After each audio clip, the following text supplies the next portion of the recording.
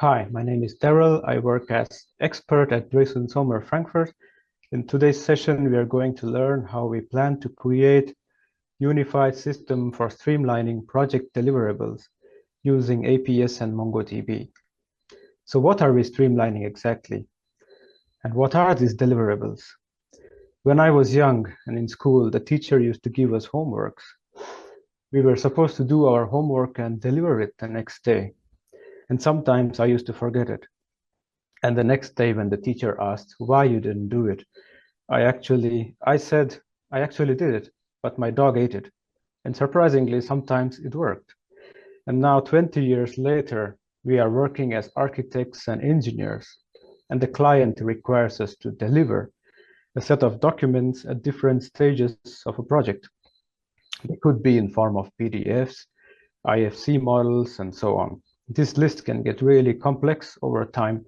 There's a high chance that we're going to miss some of the files that we're supposed to deliver. Now, there are two ways to deal with it. The first one, I could train my dog to eat IFC models and DWG files, or we need to find a sustainable way, a better solution. Now, before we go deeper, I would like to introduce my company and myself a little bit. So, Drees Sommer was founded in 1970. Since then, the company has grown into a leading consulting, planning, and project management company with a strong focus on innovation and sustainability. Today, we have more than 6,000 employees spread across 63 locations worldwide. In 2023 alone, we were involved in more than 6,000 projects. At Drees Sommer, we offer a full range of services covering every phase of a project's lifecycle, as you see in the pictures. And this nice-looking guy is me. I'm in charge of writing plugins, developing tools, and automation at my company, or in simple words, streamlining workflows and enhancing efficiency. That's what ChatGPT would say if you ask. Okay, so this would be the agenda for this session. We will start with the problem definition and then move on how we aim to solve the problem. Now, let me explain you our main problem. Let's say, according to the requirements of our clients, we must create a certain amount of floor plans, sections, elevations, etc. for a construction project. Now, this list is in the form of an Excel file. So the first step would be to open this Excel and check what's needed.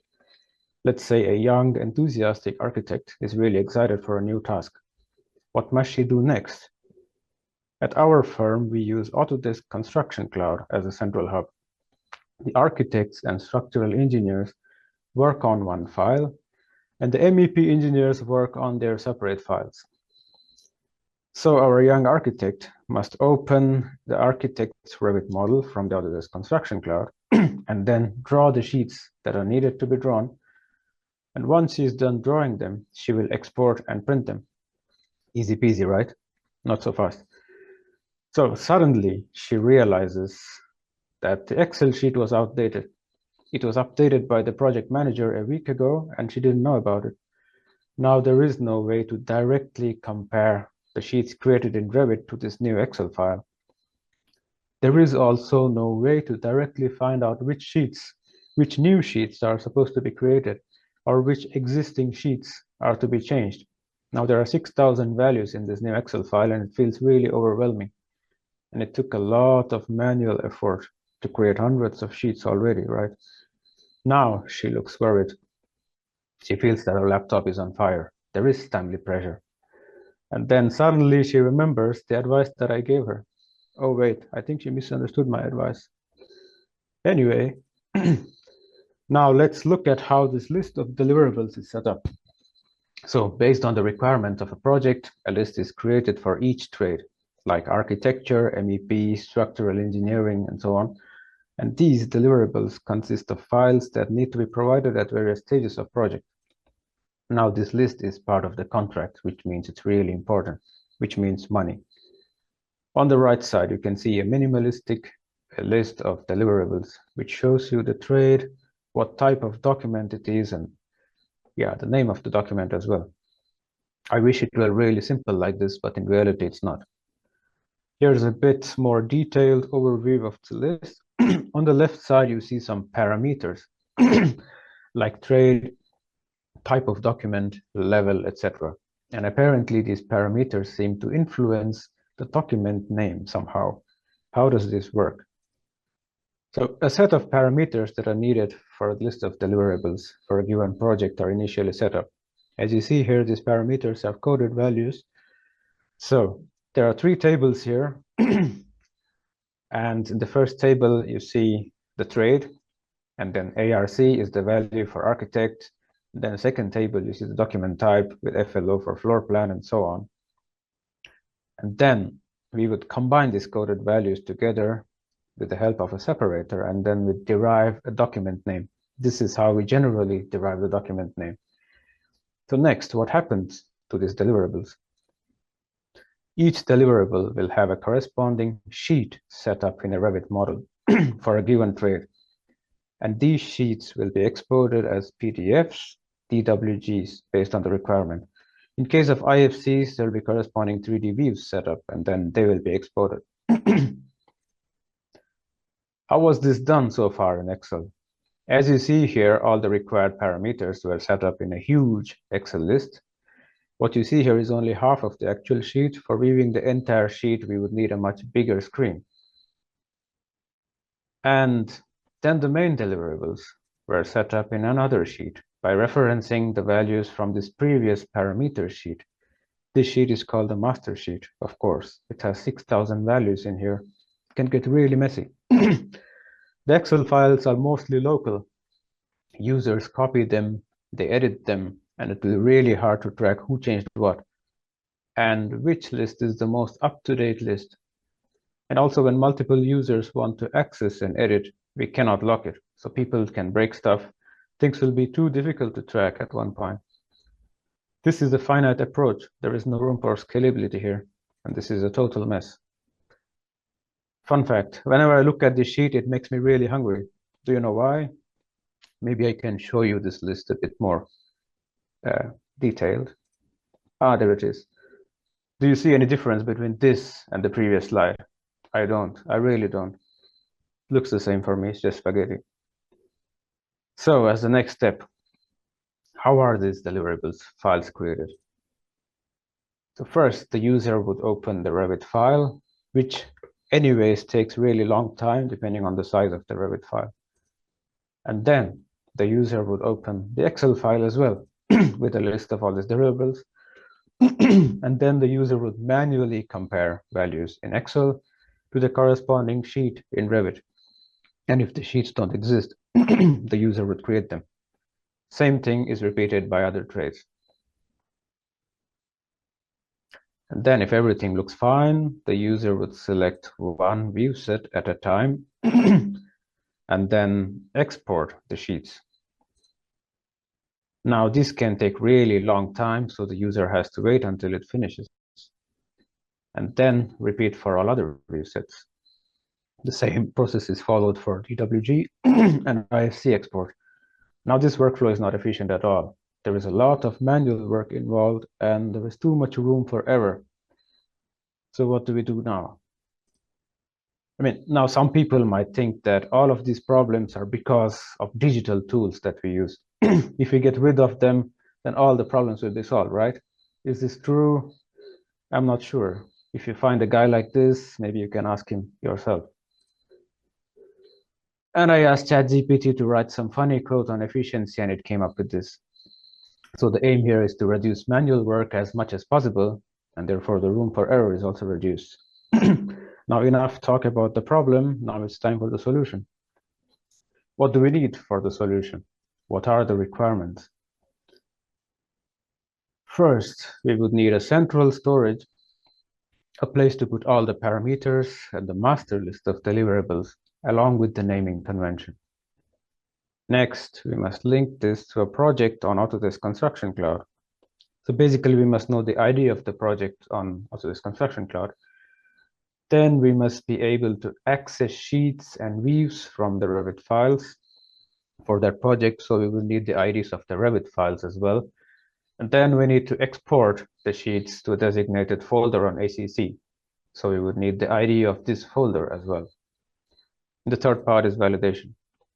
We must check if the Revit files have all the required sheets as per the deliverables list and export the sheets to designated folder on Autodesk Construction Cloud.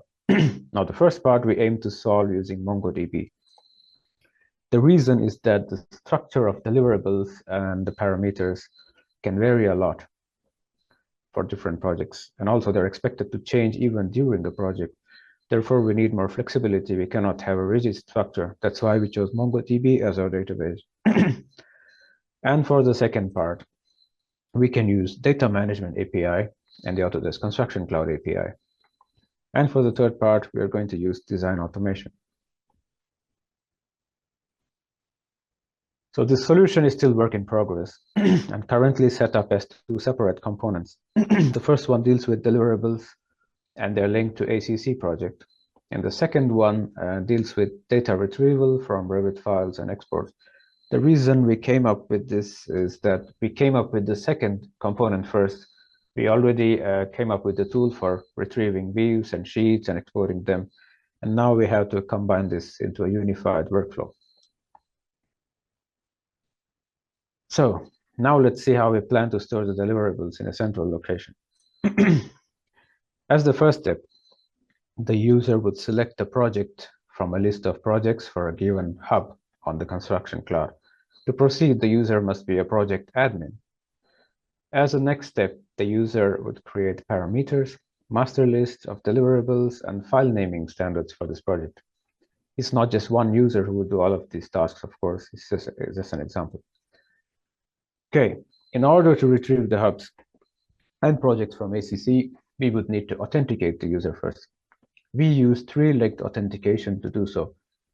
We use the .NET SDK provided by Autodesk, as you see on the right side. The code is borrowed from the samples, so yeah, I won't go too much into details as there are enough tutorials on this topic. The first method is to generate the tokens, and the second one is to get user profile of the authenticated user. Now, once we have authenticated ourselves, the next step would be to retrieve a list of projects for the given hub. Here you can see how our UI displays the list of projects for a given user. Now, the user would double-click on a project to create empty deliverables template. Now, we use Data Management API for this. Then we use a .NET SDK provided by Autodesk, as seen on the right side. Now, in the second method, you can see that we have used user ID as an input. Now, this is obtained from the user profile, the one that I mentioned in the last slide. We can use this user ID as an input. And if we use this user ID as an input, we can also use two-leg tokens for retrieving data. I mean, if you are dealing with scheduled tasks or background tasks, you can use this approach so the user doesn't have to log in. An alternate way to do this would be by using the AEC Data Model API, which is a GraphQL-based API where you can directly retrieve granular data from the cloud. For example, you can query hubs, and based on hubs, you can query projects, the folders inside these projects, Revit files, elements, their properties, and so on. As of now, querying elements is only possible for models saved with Revit 2024 or higher. You can see an example query on the right side. We can specify what exactly we want to retrieve. Here we mentioned that we would need the ID, the name, and alternative identifiers for the project. The reason we have alternative identifiers is because the ID retrieved here is not the same as the ID used in the Data Management API, so we shouldn't get confused with these two IDs. Okay, next we must check if the user is admin or not for this project. For this, we use Autodesk Construction Cloud API. In the account admin section under the project users, a GET request is listed. If we have the project ID and the user ID, then we can check if the user is admin or not. Here's a typical response that you get if the request was successful. I tried it with my account. So here you can see the account admin is true, which means I'm an account admin. The project admin is true as well, so a project admin as well. Executive is false. I mean, I'm not the CEO, right? Anyways, in order to store the data, we would need to create data models. So what exactly do we want to store? We want to store projects, parameters, master deliverables, and the file naming convention. Now here you can see the data model for a project. The template project would only have deliverables stored as template, nothing to do with the project on the Construction Cloud. And an active project would be linked to Autodesk Construction Cloud. As you can see on the right, we have project ID and hub ID stored for active projects. And further, we have 3 other models to store schemas of parameters, master deliverables, and also the file naming rule. And for these parameters and master deliverables, we have objects as well that follow this schema. These objects can be related to the entries that we saw in the Excel sheet previously. Okay, once everything is set up, this is how it would look like in our tool. We have parameter schemas for buildings, subsystems, creator, etc., and corresponding objects for each of the schemas in the table. I'm not going into too much detail on how these are set up because it has nothing to do with Autodesk Platform Services. Okay, in a similar way, we can see the master list of deliverables derived from the parameters that you saw in the previous slide. And now you can also see the file name on the extreme right. How was this set up? So the parameters that the master deliverables depend on can be arranged in a certain order with the given separator to derive the file name. You can see here how it looks like in our tool. We can just drag around the parameters and then you can see the sample name of the file changing. This is in a way comparable to how the file naming convention is set up on Autodesk Construction Cloud, as you see in the bottom GIF. Now, we must find a way to sync the naming convention in our tool with the naming convention on the Autodesk Construction Cloud. How can we do this? If you once again have a look at the Autodesk Construction Cloud API, under Files, there is a GET request for naming standards. Using a project ID, we can get the naming standard from ACC. Now you can see the typical response here. Yeah, but as you can see, there is only a GET request. So we can only retrieve the naming standards and compare it with the naming standard in our tool and check if it matches. But we cannot create a new naming standard as of now. Maybe in future this will be possible, but as of now, we must follow a workaround, sadly. What we do now is we have a functionality to export the naming standard from our tool to the Excel format, which is accepted by the Autodesk Construction Cloud. I think some of you might be familiar with this. On ACC, you can import a naming rule using Excel file created in the right template provided by Autodesk. So right now, our tool exports the naming standard as an Excel file in this format. And then we import this Excel file on ACC, as you see here, to create the naming rule. This is a workaround, okay? This is a temporary solution. I'm not proud of it at all. Once it's possible to do it directly through the API, then we won't have to do this anymore. Okay, now we have to retrieve the parameters, deliverables, or now we already have the parameters, deliverables, and naming convention stored. What we have to do is retrieve data like sheets and views from Revit file on the cloud and compare it with the deliverable list, and later export these to a designated folder. So first, the user would choose a Revit file on the Construction Cloud for a given project and a trade. How do we do this? We can do this using the Data Management API. Next, we must retrieve the Revit version of this file, as in which Revit version this file was saved. Revit 2023, 2024, because in order to run design automation tasks later, we must know which Revit version to use to open this file. Because if we use the wrong version, it's not going to work.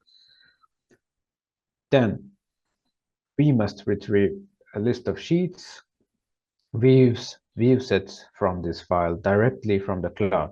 This is also done using design automation. And then we must compare, or we must also retrieve the names of export settings if we want to export them later. This is also done using design automation. And we can combine this task with the previous tasks, so we don't have to waste our tokens on more design automation tasks. Next, we must choose a folder on ACC where we want to export our files. This can be also done using Design Automation API again. And then the last step, we must be able to schedule exports for selected views or sheets. For this, we use Design Automation and Hangfire framework.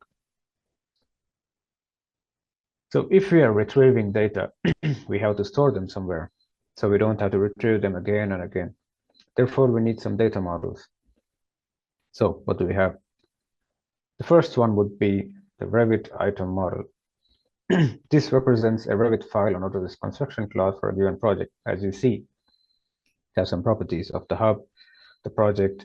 The item ID here would be the ID of the Revit file on the cloud obtained from the data management API.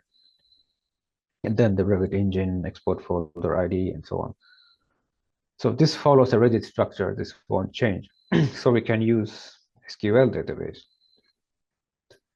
The next model is the Revit sheets model.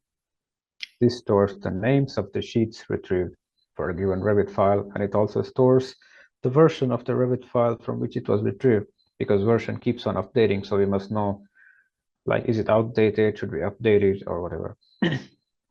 And then we have Revit export settings model. This represents the export setting retrieved, for example, PDF settings, DWG settings that were already set up in the Revit file.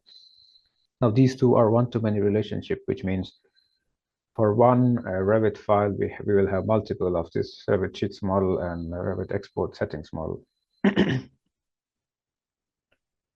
Okay, now for the given hub and project, we can retrieve folders and the Revit file using data management API. How do we do this? You can see two GET requests. The first one gives you a list of folders on the top level for a given hub and project. And the second one would give you the contents of a given project and a folder. The contents can be subfolder or files themselves. Using this, we can navigate through the folders for a given project. As you can see the process in our tool here, we are navigating through folders and choosing the Revit file. The export folder where the exported files are supposed to go can be chosen in a similar way. So as of now, we have the item ID, the hubs ID, the project ID, and the export folder ID. What we still don't have is the Revit engine, and then we don't have the names of the sheets and the names of export settings yet. How do we get these? We still need a way to get these somehow. So we need a Revit version, we need settings, and then we need to export once we retrieve these. So what we are going to do is we are going to use design automation. We are going to define 3 design automation tasks. For the first task, the input would be the ID of the Revit file, and the output would be a text file. We don't need more.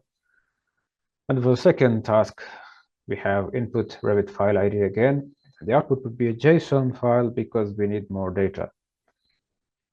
And in the last, you see that the output is zip file because we would be exporting lots and lots of files, so we would need to zip them. So here's a brief overview on how our design automation task is set up. Many of you might already be aware of it if you have used design automation already. What you have to do first is you have to create a design automation add-in, which is a .NET Revit plugin. Next, we must upload the app bundle, which is this .NET plugin packaged into a zip file. And then we must define an activity. This is an action that is executed on design automation that is posted to specific app bundle. And then in the end, we create the work item, which executes a predefined activity, processes inputs, and creates output file. So here we can see the method using the add-in to get the Revit version of the file. This is our first design automation task. Now, this particular line here in this method, this gets the Revit version as a string. Okay, this is part of the Revit API. Now, this solution is copied from APS blog. That's why I have mentioned the source at the bottom. And here you can see the design automation activity for this task. And as you notice, normally in the command line, we specify Revit file path. But here we don't, because we don't know which Revit engine to use yet. So there is no point in opening this file. And this is how the work item looks like. At the bottom, we have also specified the onComplete argument. Here, a callback URL can be specified. So once the work item is complete, the status will be posted to this callback URL. So we know that our work item is complete. And then on the top, you can also see input ID specified as an argument at the top. Normally for design automation task, we would upload a Revit file to OSS bucket and then provide the ID of the uploaded file here. But we can also use Revit files directly on the Construction Cloud by using this get version request. We don't have to upload this file to the bucket again. Then we can specify the ID obtained from the storage directly here.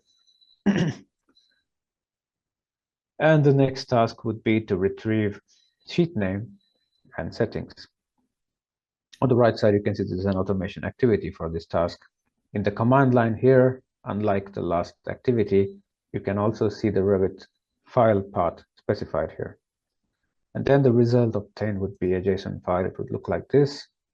You can see a list of sheets, names, and export settings, and so on here. Alternatively, for this, you can also retrieve sheet names and view names using AEC Data Model API, as long as the file was saved in Revit 2024 or higher. You can also query hubs, then projects, element groups within the projects, which are the Revit files, and then the elements themselves.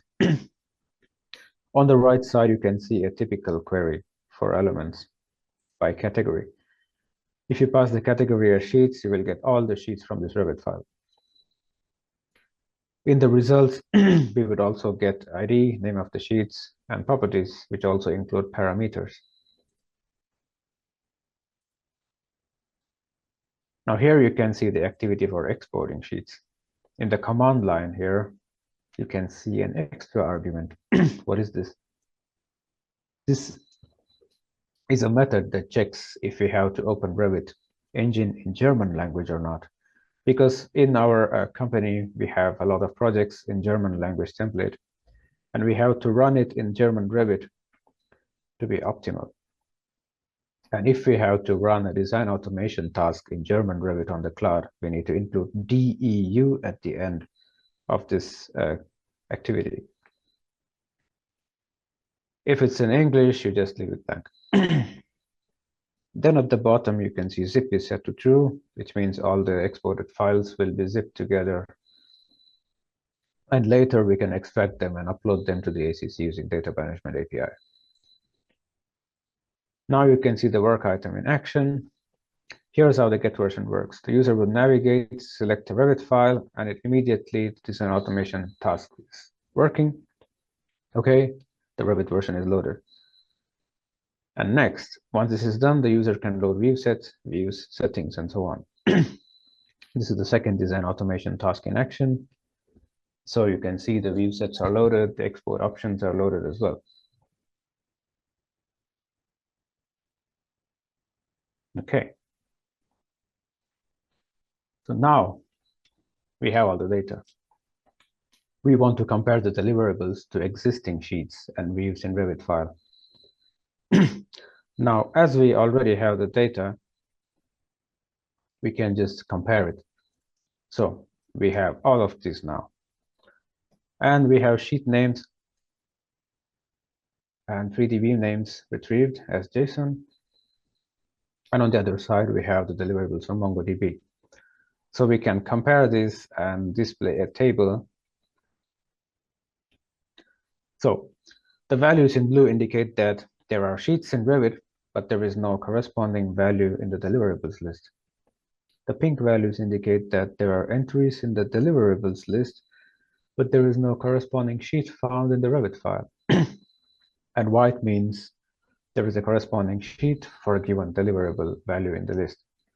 So basically, white is good, pink and blue is bad.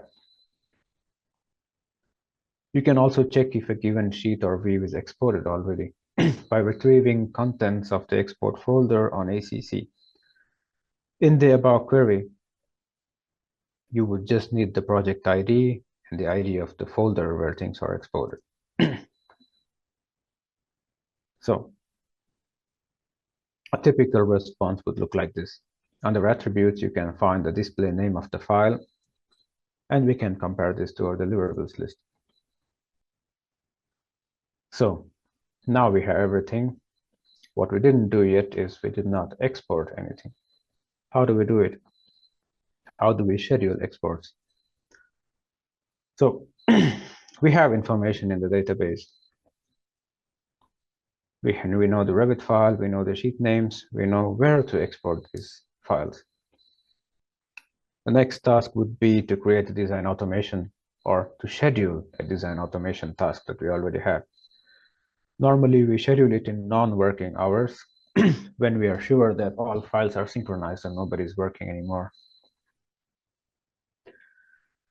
Okay, so for scheduling, we use Hangfire framework. It's an open source library for .NET that allows us to perform background tasks. You can run a task in background, or you can schedule it to run after some time, let's say 5 minutes. You can also create a recurring job that repeats based on intervals that you specify. And you can also run one task after another. What we use is a recurring job. So users can schedule exports, let's say every Sunday at 2 p.m. How do we create this recurring job? For creating a recurring job, you need a unique job name as a parameter. Okay. You also need a delegate so that you can pass the actual method that you want to run as a recurring job, and then a cron expression. This is a string that describes the individual details of a schedule. Now here you can see an example of the cron expression. Now 30 means the 30th minute, 9 is the 9th hour, and star means any day of the month. If you specify something, let's say 2, it would only run on the 2nd day of the month, for example. And another star means every month. Here as well, you can specify the number of the month. And then in the end, 0 means every Sunday. It's the 0th day of the week, let's say. So this task will be scheduled every Sunday at 9:30 a.m. On the right side, you can see the actual method that is run as a scheduled task. And this is exactly where we create the work item for the design automation task. Now you can see the work item in action. The user would choose the relevant settings, and then the user would schedule a task for whatever time the user wants to run this task. So once this is done, you can navigate to you can see the task details at the bottom, like when the task would run next. And the last one is blank because it didn't run yet. And now the task is running. You can see in progress. You can see the last run and next one as well. So let's wait for this task to complete. Oh, it's done. Once it's done, you can navigate to the export folder to see the newly exported files. So they're getting freshly prepared right out from the oven. So if the file already exists, then their version will be updated. Otherwise, they would be created new. Okay, so now we have also accomplished the exporting task. Well, you don't have to use ChatGPT for every little thing. Sometimes you can also come up with your own creative dialogues. All right, Now it's time for conclusion, putting everything together. So this is how the tool architecture is set up. There is MongoDB, where the deliverables are stored. And then we have the data retrieval service, which uses Autodesk Construction Cloud API, data management API, data model API, and the design automation API. And then there is exporter service, which uses design automation API. We also have another tool that I mentioned that uses these two services. And then a service for creating user roles like architect, MEP engineer, admin. This is still a work in progress. Okay, so putting it all together, we have deliverables and naming standards in the database. We also have naming standards on the Autodesk Construction Cloud. We have sheets retrieved from a Revit file on the Construction Cloud, and we have a folder on the Construction Cloud where the sheets are exported. Now we are able to push and pull the naming standard from ACC, well, partially because we cannot push it. We are following a workaround. Then we can compare the retrieved sheets to the deliverables list, if the sheets exist or not in the Revit file. Then we can export this sheet using design automation. And then we can also compare the deliverables list to the exported files in this folder. So basically, the circle is now complete. So with all these features, we now have a pipeline. What we can do now, we can create deliverables in database. We can sync naming standard from our tool with the ACC. We can compare the sheets inside the Revit file on the cloud with our deliverables list. And we can also export the sheets. In this way, we can efficiently manage the deliverables. And yeah, we wouldn't miss any files that we are supposed to deliver the clients, so I don't have to train my dog to eat the files anymore. So now we are at the end of the presentation. Thank you very much.